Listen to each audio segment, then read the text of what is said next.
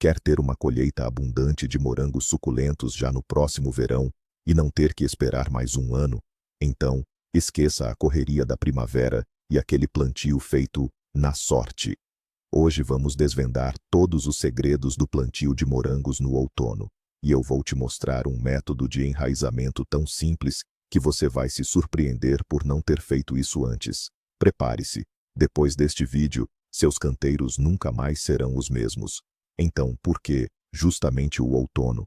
É muito simples, e aqui está o grande segredo. A natureza já pensou em tudo por nós. Na primavera, a planta está em estado de estresse. Ela precisa gastar energia em tudo ao mesmo tempo, para criar raízes, desenvolver a massa verde, florescer e formar os frutos. É uma carga enorme. No outono, porém, tudo é diferente. Depois do plantio, o morangueiro não tem pressa.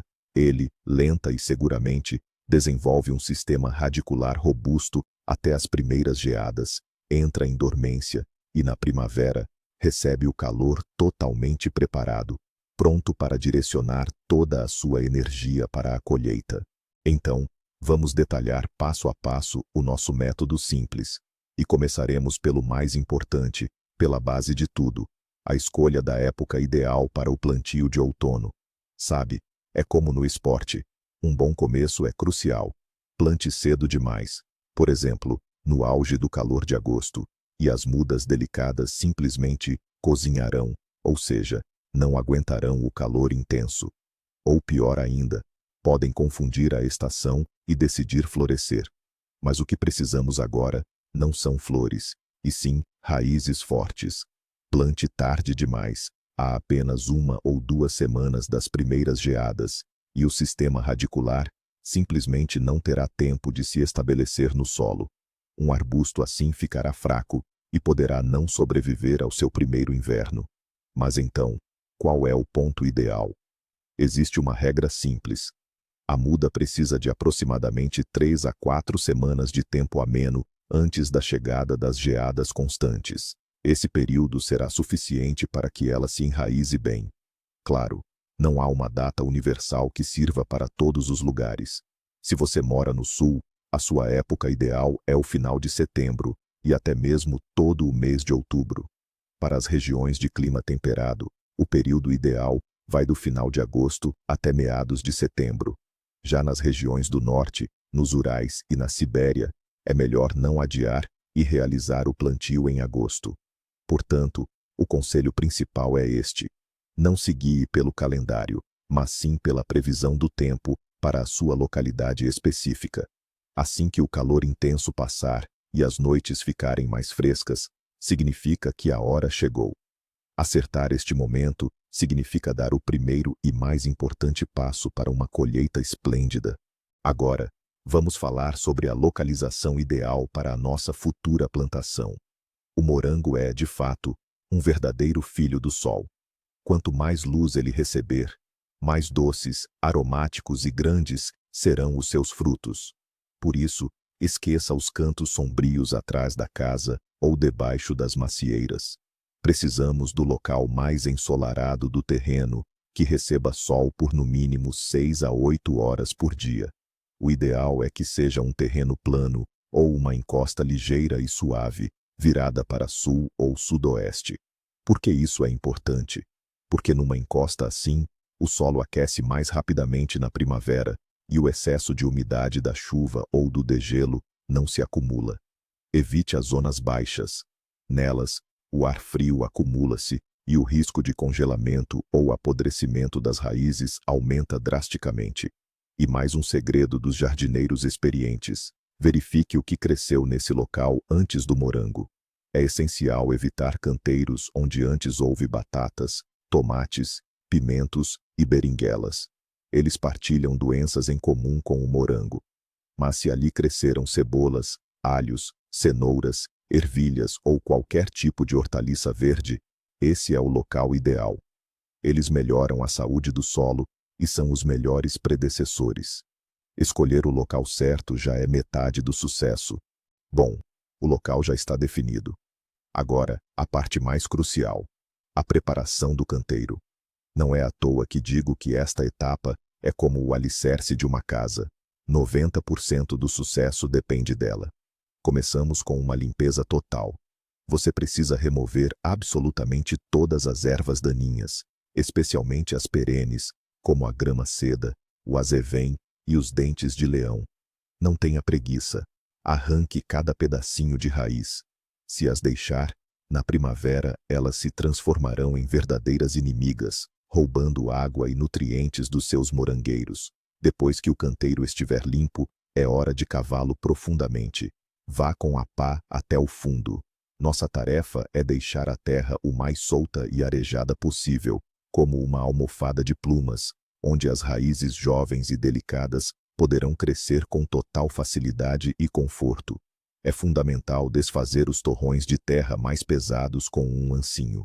E aqui reside um pequeno, mas importantíssimo segredo que muitos esquecem. Depois de cavar, o canteiro precisa assentar. Deixe a terra descansar por pelo menos uma semana, ou idealmente 2.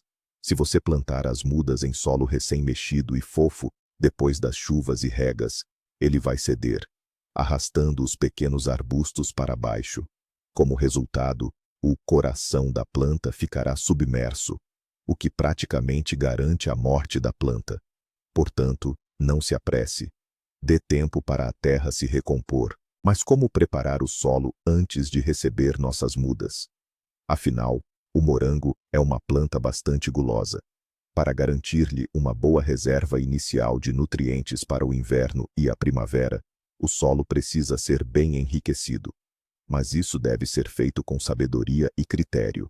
Por cada metro quadrado do canteiro, recomendo adicionar cerca de 1 balde de composto bem curtido ou humus. E faço questão de frisar. Deve ser um composto ou humus bem maduro, que já se assemelha à terra solta e tem um agradável cheiro de floresta. Também acrescentamos um copo de cinzas de madeira, uma excelente fonte de potássio, que ajuda a deixar os frutos mais doces, e de fósforo, essencial para o desenvolvimento das raízes.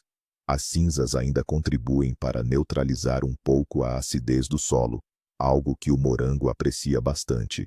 E como fertilizante completo, podemos adicionar 1 colher de sopa de fertilizante NPK, nitroamofosca. Seus grânulos se dissolverão lentamente, garantindo uma nutrição prolongada para as plantas. Todos esses componentes devem ser espalhados uniformemente sobre a superfície do canteiro já preparado, e em seguida, revolvidos levemente ou misturados cuidadosamente com um ancinho, para que todos os adubos se incorporem bem à camada superior do solo. Este banquete nutritivo criará o ambiente ideal para um rápido enraizamento e uma farta colheita futura. Vamos então desmistificar um mito muito comum, mas profundamente perigoso. Muitos jardineiros iniciantes, sobretudo aqueles que seguem conselhos da velha guarda, acreditam piamente que o melhor adubo é o estrume. E, sem hesitar, o aplicam generosamente nos canteiros antes do plantio. Amigos, é crucial. Jamais usem estrume fresco no plantio de morangos no outono. Este é um dos erros mais graves e prejudiciais que se pode cometer. E por quê? Em primeiro lugar, durante a decomposição, a matéria orgânica fresca liberta uma quantidade colossal de calor. Isso pode, literalmente, queimar as raízes tenras e jovens das suas mudas. O resultado? A planta não se enraiza, morre. Em segundo lugar, o estrume fresco possui uma alta concentração de amoníaco em sua forma mais agressiva, sendo altamente tóxico para as raízes. Em terceiro lugar, é um verdadeiro viveiro para larvas de pragas, como o escaravelho de maio, e um foco perfeito para fungos patogênicos. Em vez de adubar o solo, estará a contaminá-lo ou a infestá-lo. Se a única opção for estrume fresco, ele deveria ter sido incorporado ao solo na primavera, antes da cultura anterior. Assim, teria tido tempo suficiente para curtir e decompor-se completamente até ao outono. Gravem bem esta regra de ouro. No outono, apliquem apenas composto orgânico totalmente curtido, ou humus. O estrume fresco é o nosso inimigo número 1. Vamos agora falar sobre a escolha do material de plantio. A qualidade desse material é crucial, pois dela depende diretamente o sucesso do enraizamento das suas plantas e o volume da colheita. Temos duas opções principais. A primeira são os estolhos frescos, que você pode retirar dos seus próprios morangueiros já produtivos no seu terreno. A segunda opção são as mudas em bandeja, que pode comprar num viveiro ou centro de jardinagem. Cada método tem os seus prós e contras. Utilizar os estolhos dos seus próprios morangueiros é, claro, gratuito, e você tem a certeza da variedade. No entanto, existe o risco de transferir doenças e pragas da plantação antiga para a nova. Além disso, a qualidade dos estolhos pode variar bastante. As mudas em bandeja são, regra geral, material saudável e robusto, com um sistema radicular já formado e protegido. Estas mudas sofrem um stress mínimo durante o transplante e enraizam-se com uma garantia de quase 100%. Mas claro, tem um custo, e há o risco de comprar uma variedade que não corresponde à que está indicada no rótulo. Então, o que escolher? Se tiver a certeza da saúde dos seus morangueiros antigos, e se eles produziram excelentes colheitas, pode usar os estolhos sem receio. Mas, se os seus morangos estiveram doentes, ou se pretende renovar as variedades, é melhor não arriscar e comprar mudas em bandeja de qualidade, num local de confiança. É um investimento que certamente se irá compensar. Se você decidiu aproveitar os estolões dos seus próprios morangueiros, há um pequeno, mas importantíssimo, segredo para o sucesso na preparação. Não arranque a roseta da planta-mãe e a leve diretamente para um novo canteiro. Uma muda assim sofrerá um estresse intenso. O ideal é prepará-las com antecedência. Escolha os morangueiros mais fortes e saudáveis, com 2 a 3 anos de idade. Eles produzirão os estolões mais vigorosos. Precisamos das rosetas de primeira, no máximo segunda ordem, ou seja, aquelas que estão mais próximas da planta-mãe. Assim que essa roseta começar a desenvolver suas próprias raízes, pegue um copinho ou pequeno vaso. Encha-o com terra solta e simplesmente prenda a roseta à superfície do substrato, sem cortar o estolão da planta principal. Dessa forma, a muda pode desenvolver seu próprio sistema radicular, enquanto continua a receber nutrientes da mãe. Após cerca de 2 semanas, o copinho terá um torrão de raízes forte. Só então você pode cortar o estolão. Terá em mãos uma muda com sistema radicular fechado, pronta para o transplante de forma completamente indolor. Essa técnica simples aumenta significativamente a taxa de pegamento e garante às plantas um início poderoso. Ao comprar mudas prontas, especialmente no mercado, de vendedores particulares, é preciso ter muito cuidado para não ser enganado. Vou te mostrar o que observar para escolher mudas realmente de qualidade. Primeiramente, olhe para as folhas. Elas devem ter pelo menos 3 a 4 folhas. Devem ser de um verde intenso e saudável, sem manchas, furos ou qualquer sinal de doença. Folhas pálidas, amareladas ou deformadas são um sinal claro de doença ou deficiência nutricional. Em segundo lugar, observe o coração, que é o broto central de onde nascem as folhas. Ele deve ser robusto, firme ao toque e verde, com uma espessura de no mínimo 7 milímetros. Se o coração for fino e mirrado, não se desenvolverá em uma planta robusta e saudável. E, finalmente, o mais importante são as raízes. Se a muda for de bandeja, o torrão de terra deve estar completamente envolvido por raízes brancas e saudáveis. Ao retirar a muda da bandeja, o torrão de terra não deve se desfazer. Se por outro lado, você comprar mudas de raiz nua, o conjunto de raízes deve ser abundante e de cor clara, com pelo menos 5 a 7 centímetros de comprimento. Não deve haver raízes escuras, secas ou apodrecidas. Não hesite em examinar cuidadosamente cada muda. É melhor gastar 5 minutos na escolha do que se arrepender depois do dinheiro e tempo gastos. Então, nosso canteiro está perfeitamente preparado, as melhores mudas em mãos. Chegamos ao momento mais mágico, o plantio. Pode parecer que não há nada mais simples, cavar um buraco, colocar a mudinha, cobrir com terra. Mas, como dizem, o diabo mora nos detalhes.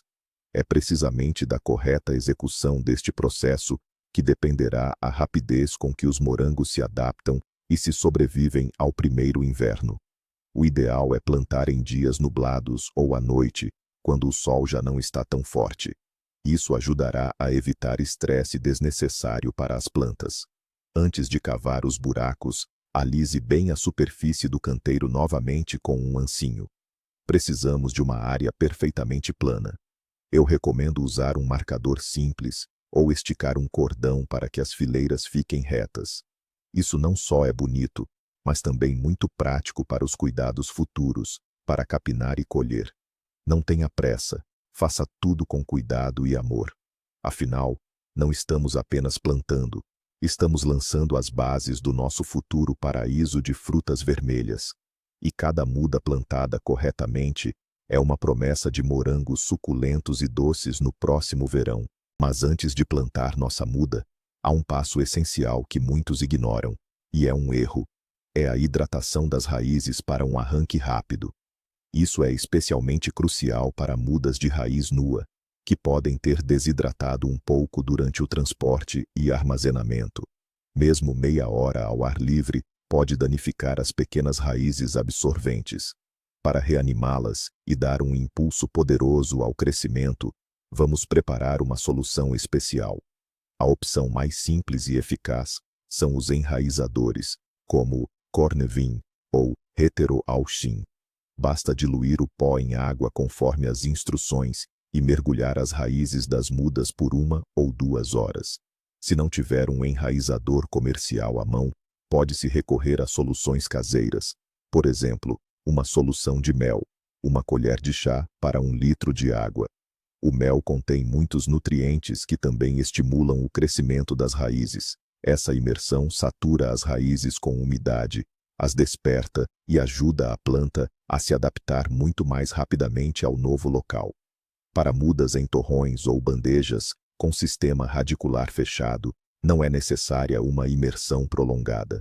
Basta apenas regar bem o torrão de terra, no vaso ou bandeja, com água e Cornevin, 1 hora antes do plantio.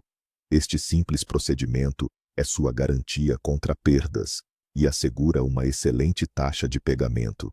Com as raízes já preparadas, agora é hora de abrir as covas. Aqui, o tamanho e o espaçamento corretos também são cruciais. Não precisamos fazer buracos gigantes, mas covas muito pequenas também não servem. A cova ideal deve ser espaçosa o suficiente para que o sistema radicular da muda se acomode livremente, sem dobrar ou quebrar. Geralmente, isso significa uma profundidade e largura de aproximadamente 20 a 25 centímetros. Isso é suficiente para que as raízes fiquem em solo fofo e fértil. Agora, vamos falar sobre o esquema de plantio. Existem muitas opções, mas eu recomendo a mais simples e comprovada: o plantio em linha única. Nesse caso, fazemos as linhas com uma distância de 60 a 70 centímetros entre si. Esse espaçamento generoso entre as linhas garantirá uma boa ventilação para os arbustos no futuro, o que é uma excelente prevenção contra doenças fúngicas. Além disso, será muito mais fácil caminhar entre as linhas, cuidar das plantas e colher as frutas. Na própria linha, mantemos uma distância de cerca de 30 centímetros entre cada muda. Não plante muito junto. À primeira vista, pode parecer que há muito espaço vazio no canteiro. Mas acredite, já no próximo verão, os arbustos terão crescido e ficará apertado para eles.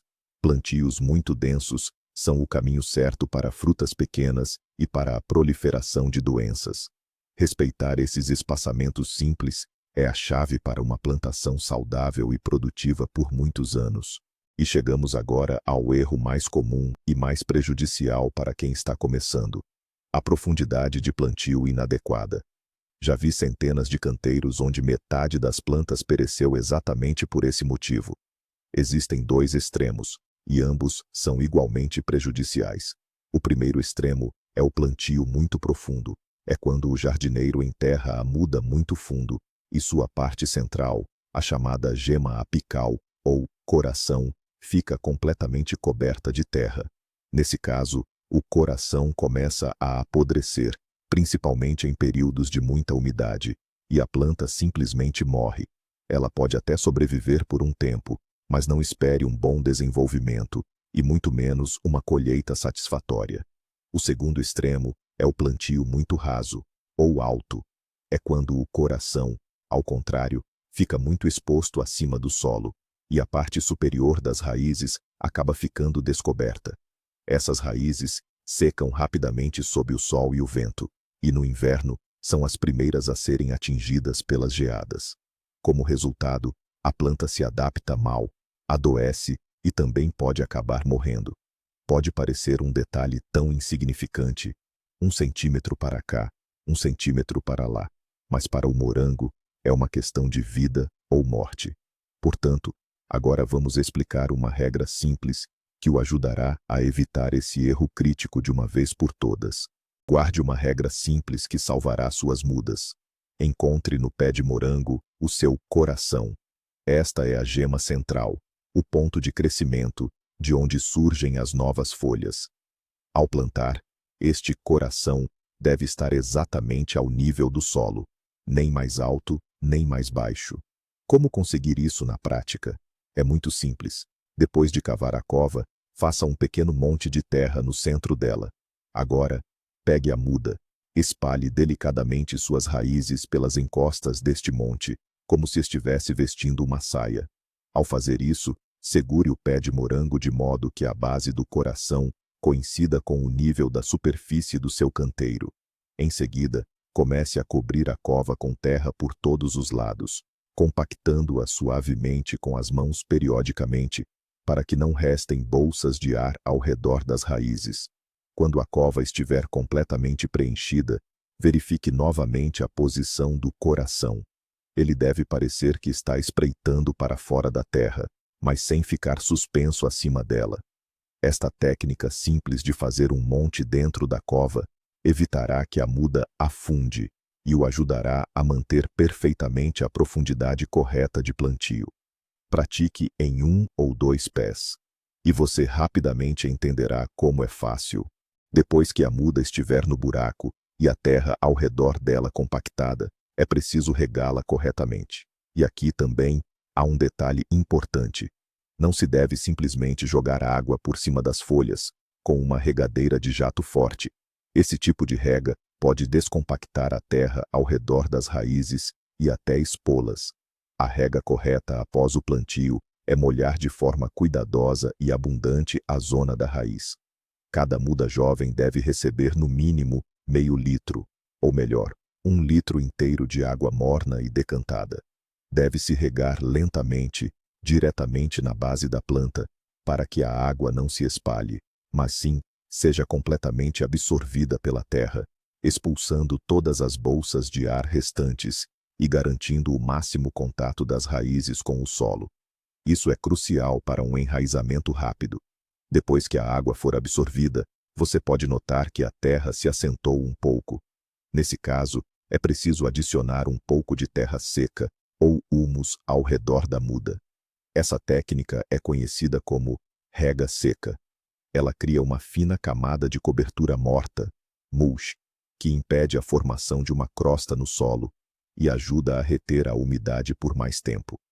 Na próxima semana após o plantio, fique atento à umidade do canteiro.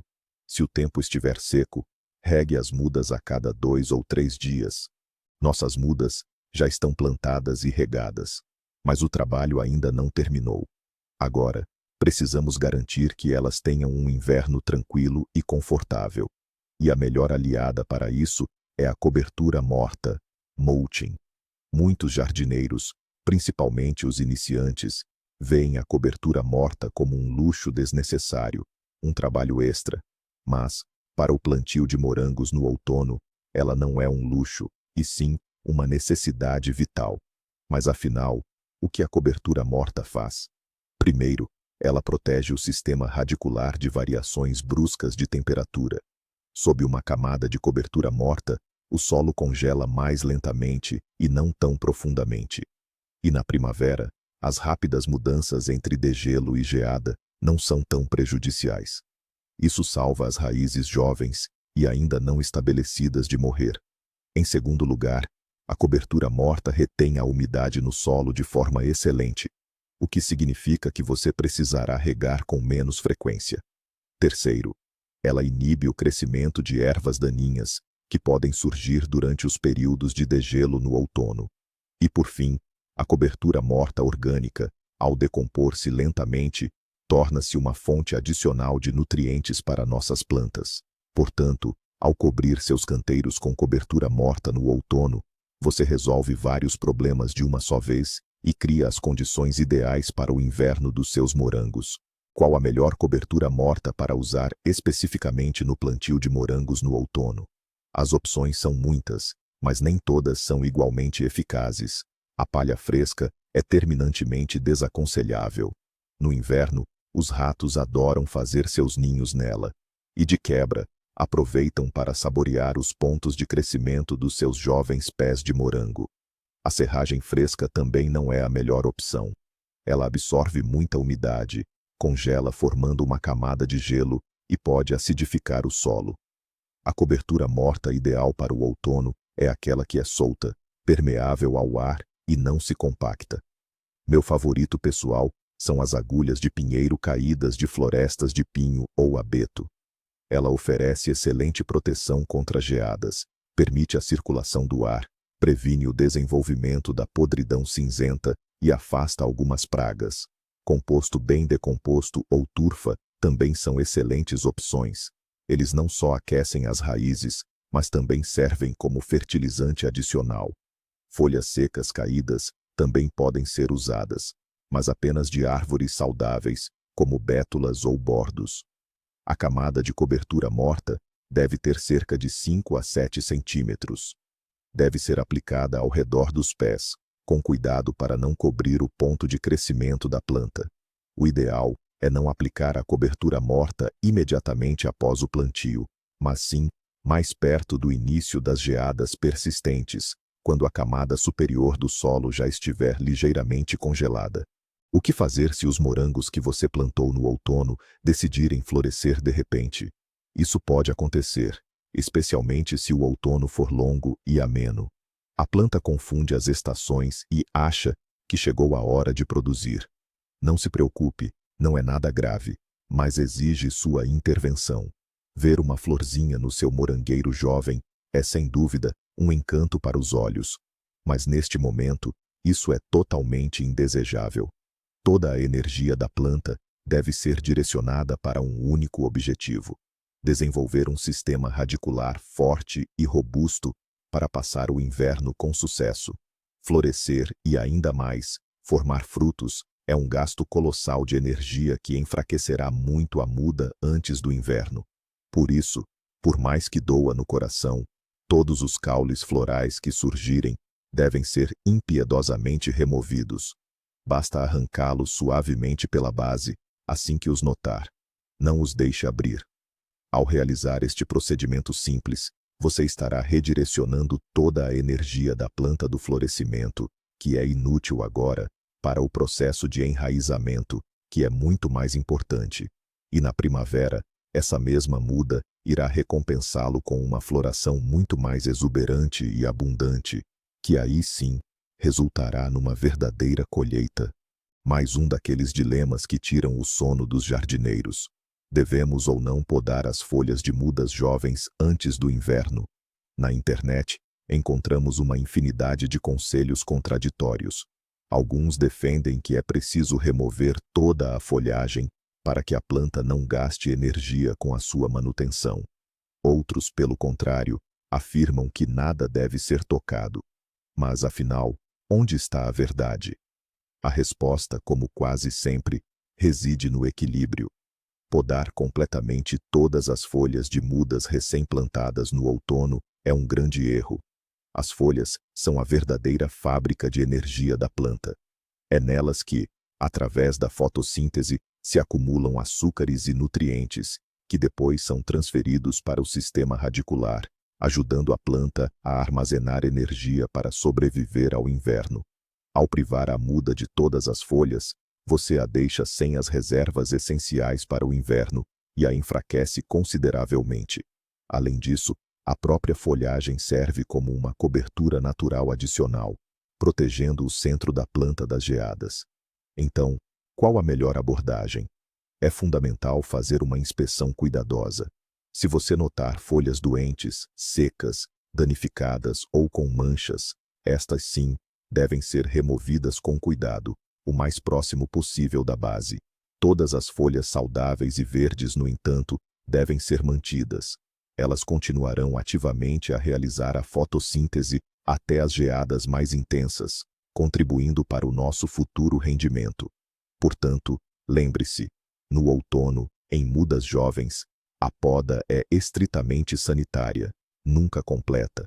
Vamos dissipar o receio principal que impede muitos de plantar no outono, o de que os pés jovens vão morrer de frio no inverno.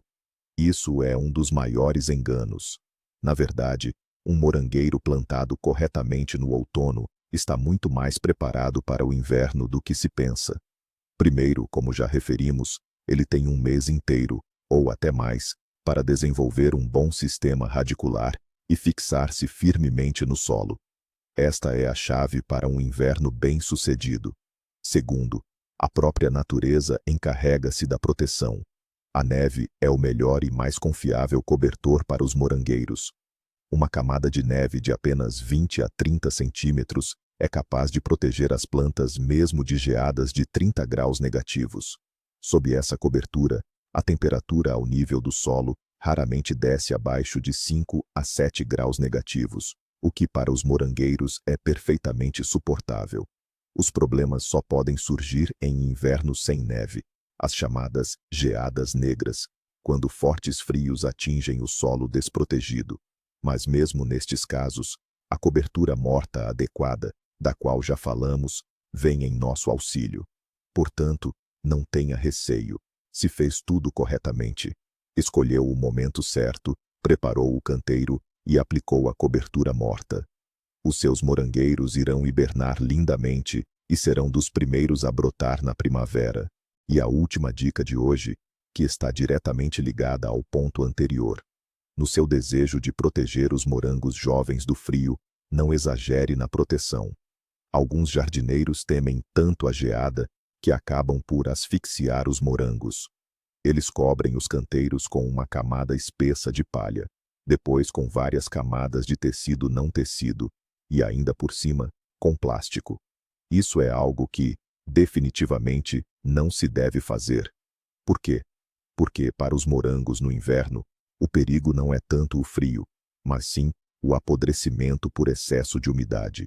Debaixo de uma cobertura tão espessa e que não permite a circulação de ar, durante os degelos do inverno ou do início da primavera, a umidade acumula-se. Cria-se um efeito de estufa. As coroas e as raízes começam a apodrecer, e doenças fúngicas, como a podridão cinzenta, desenvolvem-se. No fim das contas, na primavera, você corre o risco de encontrar apenas podridão em vez de pés saudáveis. Lembre-se, a melhor cobertura é a neve. Nossa tarefa é simplesmente ajudar a neve a se manter nos canteiros. Para isso, pode-se espalhar galhos de pinheiro ou outras coníferas, ou apenas galhos que sobraram da poda das árvores. Eles servirão como barreiras para reter a neve. Já uma cobertura adicional com tecido não tecido só será necessária em regiões com invernos rigorosos e sem neve. Mas mesmo nesse caso, a cobertura deve ser leve e respirável. Mas aqui está o ponto principal, aquele que muitos esquecem. O segredo do sucesso do plantio de morangos no outono não reside em fertilizantes mágicos ou em técnicas agrícolas complicadas. O segredo é que simplesmente deixamos a natureza agir. Um pé de morango plantado no outono é como um atleta inteligente que passa todo o outono e inverno no ginásio, fortalecendo-se e desenvolvendo suas raízes, que são seus músculos. Já uma muda plantada na primavera é como um cavalo exausto, do qual se exige que corra uma maratona e puxe uma carga pesada, tudo ao mesmo tempo. É justamente este período de repouso e enraizamento durante o inverno, que dá aos plantios de outono uma vantagem colossal. Na primavera, você já não terá uma muda fraca no seu canteiro, mas sim uma planta completa e forte, pronta para florir e dar frutos. É por isso que a colheita do ano seguinte, quando o plantio é feito no outono, é sempre mais abundante e de melhor qualidade. Portanto, o plantio de morangos no outono não é apenas uma alternativa, mas sim uma maneira realmente inteligente e fácil de obter resultados garantidos. Você dá tempo à planta e ela te recompensa com uma colheita generosa. Obrigado por assistir a este vídeo até o fim. Se você aprendeu algo novo e útil, deixe o seu like e inscreva-se no canal para não perder outras dicas e truques de jardinagem. E agora uma pergunta para você. Você planta morangos no outono ou ainda prefere o plantio tradicional da primavera? Compartilhe suas experiências e opiniões nos comentários. Vamos conversar.